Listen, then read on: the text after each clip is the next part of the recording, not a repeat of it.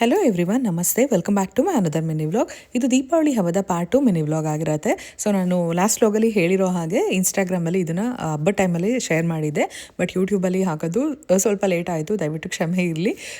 So ಇಲ್ಲಿ ಕಜಾಯನ ಮನೇಲೇ ಮಾಡಿದ್ವಿ ಅಂತ ಹೇಳಿದೆ, ತುಂಬಾ ಚೆನ್ನಾಗಿ ಬಂದಿತ್ತು. ಇದ್ರ ರೆಸಿಪಿನ ಸಪ್ರೇಟಾಗಿ ವಿಡಿಯೋ ಮಾಡಿಬಿಟ್ಟು ಖಂಡಿತ ಶೇರ್ ಮಾಡ್ತೀನಿ.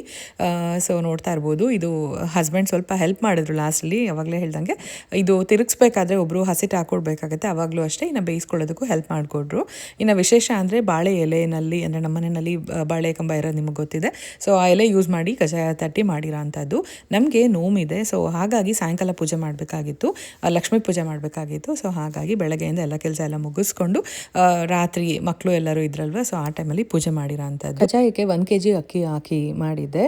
ಎಕ್ಸ್ಪೆಕ್ಟ್ ಮಾಡಿದ್ದಕ್ಕಿಂತ ತುಂಬಾ ಚೆನ್ನಾಗಿ ಬಂದಿತ್ತು ಅಂತ ಹೇಳ್ಬೋದು. ಇನ್ನು ಫ್ರೆಂಡ್ಸ್ಗೂ ಶೇರ್ ಮಾಡಿದ್ವಿ, ಅಂದರೆ ನಮ್ಮ ನೇಬರ್ಹುಡ್ಡಲ್ಲಿರೋ ಫ್ರೆಂಡ್ಸ್ಗೂ ಕೂಡ ತೊಗೊಂಡೋಗಿ ಕೊಟ್ಟು ಬಂದಿದ್ದಾಯಿತು, ಎಲ್ಲರೂ ಇಷ್ಟಪಟ್ಟರು. ಹಾಗೆ ಇಲ್ಲಿ ಲಕ್ಷ್ಮೀ ಪೂಜೆ ಅಂದರೆ ವರಮಹಾಲಕ್ಷ್ಮಿ ಹಬ್ಬನ ಗ್ರ್ಯಾಂಡಾಗಿ ಮಾಡೋದ್ರಿಂದ ದೀಪಾವಳಿ ಹಬ್ಬನ ತುಂಬಾ ಸಿಂಪಲಾಗಿ ಮಾಡ್ತೀವಿ. ಸೊ ಲಾಸ್ಟ್ ಇಯರ್ ಮಾಡೋ ಹಾಗಿರಲಿಲ್ಲ, ಹಾಗಾಗಿ ಮಾಡಲಿಲ್ಲ. ಅಂದರೆ ಅಮೆರಿಕಾಗೆ ಬಂದಮೇಲೆ ಹೇಳಬೇಕು ಅಂದರೆ ನೋವು ಮಾಡ್ತಾ ಇರೋದು ಇದೇ ಮೊದಲನೇ ವರ್ಷ ಅಂತ ಹೇಳ್ಬೋದು. ಇನ್ನು ಸಿಂಪಲಾಗಿ ಲಕ್ಷ್ಮೀನ ಕೂರಿಸ್ಬಿಟ್ಟು, ಅಂದರೆ ಬ್ಲೌಸ್ ಪೀಸಲ್ಲಿ ಸೀರೆ ಥರ ಜಸ್ಟ್ ಹಾಗೆ ಹಾಕ್ಬಿಟ್ಟು ಬಳೆ ಎಲ್ಲ ಇಟ್ಟು ಗೆಜ್ಜೆ ವಸ್ತ್ರ ಎಲ್ಲ ಹಾಕಿ ಹೂವು ತೊಗೊಂಡು ಬಂದು ಹಾಕಿದೆ. ಹೂವು ಗೊತ್ತಲ್ವ, ಬೆಂಗಳೂರಲ್ಲಿ ಸಿಗೋ ಥರ ಅಷ್ಟು ಚೆನ್ನಾಗಿ, ಅಂದರೆ ಇಂಡಿಯಾದಲ್ಲಿ ಸಿಗೋ ಥರ ಫ್ರೆಶ್ ಆಗೆಲ್ಲ ಇರೋದಿಲ್ಲ. ದುಡ್ಡಂತೂ ಕೊಡ್ತೀವಿ, ಬಟ್ ಅಷ್ಟು ಫ್ರೆಶ್ ಆಗಿರೋದೇ ಇಲ್ಲ. ಸೊ ನಮ್ಮ ಕಡೆ ಬಂದ್ಬಿಟ್ಟು ನೋವು ಎಣಿಸ್ಬಿಟ್ಟು ಇಡಬಾರ್ದು, ಸುಮ್ಮನೆ ಹಾಗೆ ಇಡಬೇಕಷ್ಟೇ.